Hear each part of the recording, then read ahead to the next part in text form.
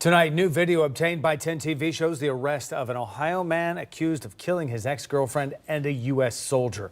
Kateryna Tovmash and Matthew Wade were found shot to death in a North Carolina home on Valentine's Day morning.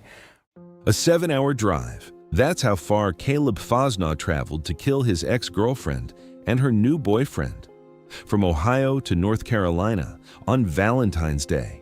He broke into Kateryna's home. She was 21, a Ukrainian refugee caring for her younger siblings.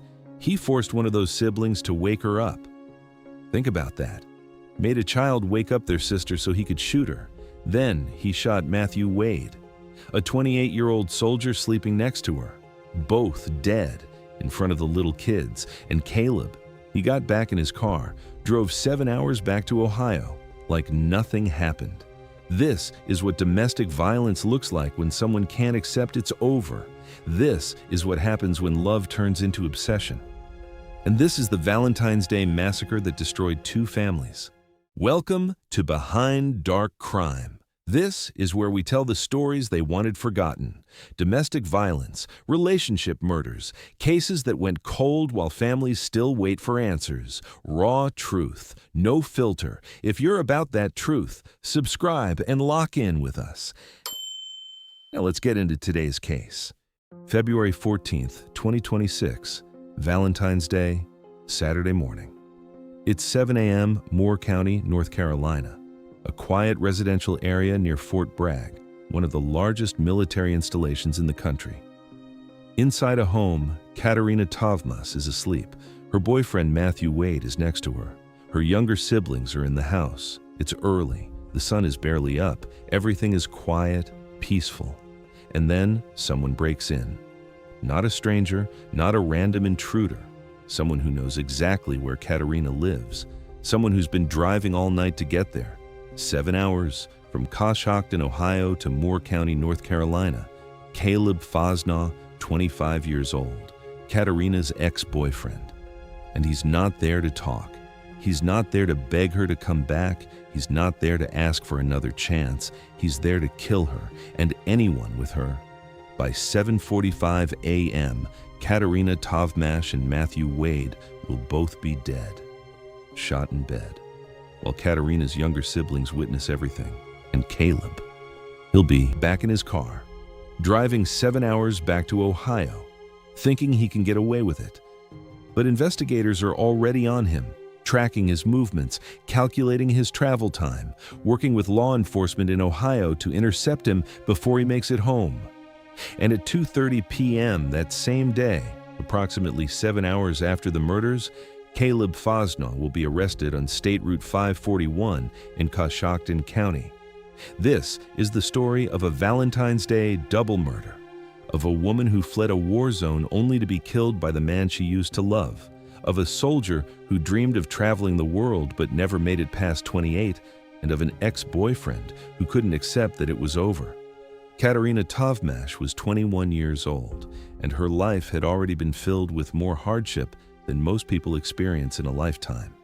She was born in Ukraine, grew up there, was part of the Church of Jesus Christ of Latter-day Saints, had a close-knit community, had friends, had family, had a childhood, and then war came. When Russia invaded Ukraine, when the bombs started falling, when the danger became too great, Kateryna's family made a decision. They had to leave. They had to get out. They had to find safety. So they came to America. Kateryna, her parents, and her 5 younger siblings, 6 kids total. And Kateryna was the oldest. One of her childhood friends from Ukraine later described what that move meant for her. He said, "My best friend was an immigrant he was a refugee from Ukraine. She came to the United States not because she really wanted to. Well, we are grateful to be here. I love this country. We all do. We appreciate everything that people do for Ukraine. But she came here because of the war, to hide from death, from the danger. She came here with her family. And this is not normal." That's the reality. Kateryna didn't come to America chasing a dream. She came because staying in Ukraine meant risking her life, meant watching her younger siblings grow up in a war zone, meant living in constant fear. So she came to America, and she tried to build a new life. At some point, Kateryna ended up in Ohio. We don't know exactly how or why. Maybe that's where her family was placed as refugees. Maybe that's where they had connections through the church. But she was in Ohio, and that's where she met Caleb Fosnaw. Caleb Fosnaw was 25 years old. He'd been living in Coshocton County, Ohio for about a decade. And according to investigators, his only criminal history was traffic issues, nothing violent, nothing that would raise red flags. He and Kateryna started dating. We don't know how long they were together. We don't know what their relationship looked like. We don't know if there were warning signs, arguments, jealousy, control issues. But we know it ended. Kateryna broke up with him, or he broke up with her, or they mutually decided it wasn't working. However it happened, they were no longer together. And for most people, that would be the end of it. You move on, you heal, you find someone new. Life continues. But not for Caleb. For Caleb, the end of the relationship wasn't the end. It was just the beginning of something much worse. After the breakup, Kateryna moved to North Carolina. We don't know exactly why. Maybe her family moved. Maybe she wanted a fresh start. Maybe she was trying to get away from Caleb. But she ended up in Moore County, North Carolina, near Fort Bragg. And that's where she met Matthew Wade. Matthew Wade was 28 years old, a U.S. soldier stationed at Fort Bragg. And according to his sisters, he was one of the funniest people they'd ever known. He loved making people laugh. He was good at it. He was the kind of person who lit up a room. Matthew had always dreamed of joining the military, always dreamed of traveling. And he was living that dream. He was stationed at Fort Bragg, and he had a trip planned to Italy, a trip he was so excited about, a trip he'd never get to take. Kateryna and Matthew started dating. They were described as a new couple, happy, building something together, starting to imagine a future. And Kateryna was still taking care of her younger siblings, still being the responsible oldest child, still carrying the weight of her family on her shoulders. But she was also trying to live, to be young, to be happy, to be in love. And for a moment, it seemed like she'd finally found safety, finally found peace, finally found a place where she could just be. But Caleb hadn't moved on, and he knew where she was. Saturday, February 14th, 2026, Valentine's Day. At some point on Friday night or early Saturday morning, Caleb Fosnaw got in his car in Coshocton, Ohio, and he started driving. 7 hours. That's how long it takes to get from Coshocton, Ohio to Moore County, North Carolina. 7 hours of highway, 7 hours of knowing exactly what he was going to do when he got there. 7 hours of planning, of thinking, of choosing murder. This wasn't a crime of passion. This wasn't a momentary lapse in judgment. This was premeditated, calculated, intentional. Caleb drove through the night, and by 7 a.m. on Valentine's Day, he was in Moore County. At Kateryna's house, he didn't knock, he didn't call, he didn't announce himself. He broke in. Inside the house, Kateryna was asleep. Matthew was next to her. Her younger siblings were there, at least 2 of them, little kids, in the home where they should have been safe. And Caleb knew they were there. He knew Kateryna was caring for her siblings. He knew there would be children in the house. He didn't care. According to Matthew Wade's sister, who posted about the murders on Facebook the next day, here's what happened. Caleb forced one of Kateryna's younger siblings to wake her up. Let that sink in. He made a child walk into their sister's room and wake her up, knowing what was about to happen, using that child as part of his plan, traumatizing that child in a way they'll never recover from. Kateryna woke up, and she saw Caleb, her ex-boyfriend, standing there in her home with a gun. And then he shot her. Matthew was next to her, sleeping. He woke up to gunfire, to chaos, to his girlfriend being shot, and Caleb shot him too, both of them in bed, while Kateryna's younger siblings watched. Matthew Wade's sister wrote in her Facebook post, "My brother and his girlfriend was murdered yesterday morning in her home in front of his girlfriend's little sisters by his girlfriend's ex-boyfriend." In front of the little sisters, children who watched their older sister get shot, watched her boyfriend get shot, watched two people they loved die. Kateryna Tovmash, 21 years old, who survived a war in Ukraine, who came to America to find safety, who was the oldest of 6 kids and took care of her family, who met a soldier and fell in love. Dead. Shot by her ex-boyfriend on Valentine's Day. Matthew Wade, 28 years old, a U.S. soldier who always dreamed of joining the military, who loved making people laugh, who had a trip to Italy planned, who was sleeping next to his girlfriend when her ex-boyfriend broke in. Dead. Shot in bed on Valentine's Day morning. After shooting them both, after ending 2 lives, after traumatizing children, Caleb left. He got back in his car, and he started driving. 7 hours back to Ohio, back to Coshocton County, back home. Maybe he thought he could get away with it. Maybe he thought if he just made it back to Ohio, he'd be safe. Maybe he thought nobody would connect him to the murders. Maybe he wasn't thinking at all. But investigators in North Carolina were already on him. Bodies were discovered around 7:45 a.m., and authorities immediately started investigating. Who were the victims? Who would want them dead? Who had access to the house? And they quickly identified Caleb Fosnaugh, Kateryna's ex-boyfriend, who lived in Ohio, who had a history with her. They contacted the Coshocton County Sheriff's Office, told them what happened. Caleb was likely heading back to Ohio, and gave them an estimated timeline. Lieutenant Andrews from the Coshocton County Sheriff's Office later explained how they tracked him down. He said, Well, basically, we had to try to figure out the time of the crime, when he possibly left, and kind of time it out of how many hours it would take to get back from North Carolina back to his residence here. They calculated it. 7 hours. If he left right after the murders, if he drove straight through, he'd be arriving in Coshocton County around 2 p.m. or 2:30 p.m. So they set up. They worked with Ohio State troopers. They used road units and air support, helicopter or plane tracking from the sky, officers on the ground ready to intercept. And they waited. At approximately 2:30 p.m. on Saturday, February 14th, 2026, Caleb Fosnaugh was driving on State Route 541 in Coshocton County, and police were ready. They pulled him over, surrounded him, arrested him. Video of the arrest shows officers approaching the vehicle. You can hear them giving commands.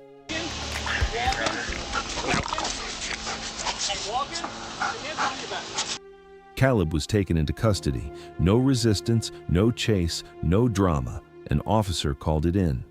1631-1 in custody. Good job.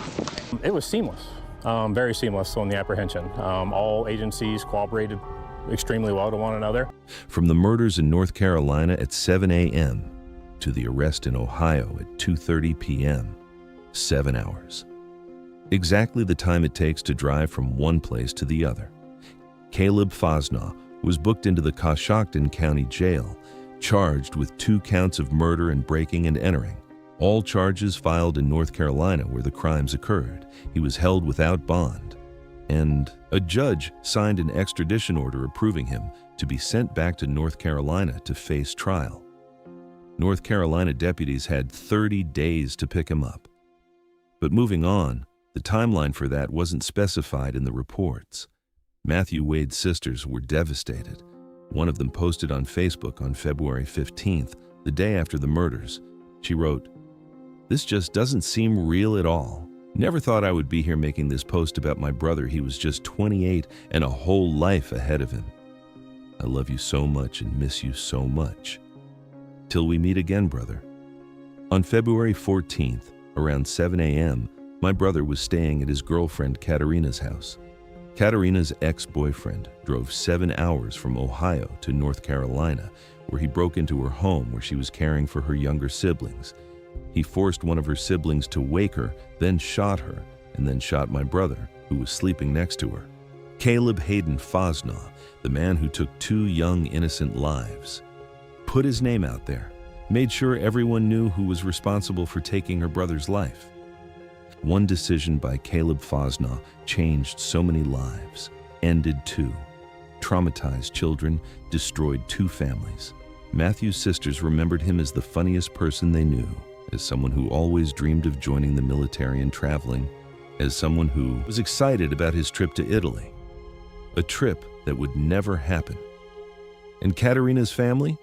They were raising money to bring her body to Utah for burial. She was a member of the Church of Jesus Christ of Latter-day Saints, and they wanted her laid to rest with her faith community. Her childhood friend, the one who grew up with her in Ukraine, spoke about what her death meant. He said she came to America to hide from death, from the danger. And he said what happened to her was not normal. She fled a war, came to America for safety, and was killed by her ex-boyfriend on Valentine's Day. Make it make sense. This case is about domestic violence, about what happens when someone can't let go, can't accept that a relationship is over, can't handle seeing their ex with someone new. Caleb Fosnaugh drove 7 hours on Valentine's Day to kill Kateryna and Matthew. It's not a crime of passion. That's not losing control in the heat of the moment. That's planning. That's choosing. That's deciding that if he can't have her, nobody can. And he didn't just kill them. He traumatized children, made one of Kateryna's younger siblings wake her up before he shot her, made them witness the murders, made them live with that for the rest of their lives. Those kids will never forget what they saw, never forget the sound of the gunshots, never forget watching their sister die, never forget that they were used as part of the plan to kill her. Let me tell you something. This is what obsession looks like. This is what control looks like. This is what happens when someone decides that their feelings, their anger, their pain matter more than someone else's life.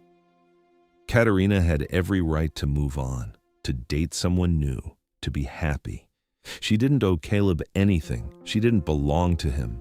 She was a person with her own life, her own choices, her own future. And he took that away because he couldn't handle it. Kateryna's story is especially tragic. She was a Ukrainian refugee. She fled a war zone. She came to America because Ukraine wasn't safe, because bombs were falling, because people were dying. Her friend said she came to hide from death, from the danger. And she found death anyway, not from a bomb, not from a soldier in a war, from her ex-boyfriend in America, the place she came to be safe. That's the part that's hardest to accept. She survived a war, and she was killed by someone she used to trust, someone she used to love. And Matthew, he was a soldier. He signed up to serve his country, to put his life on the line, to protect people. And he was killed in his sleep by his girlfriend's ex on Valentine's Day. Not in combat, not overseas, in North Carolina, in a bed.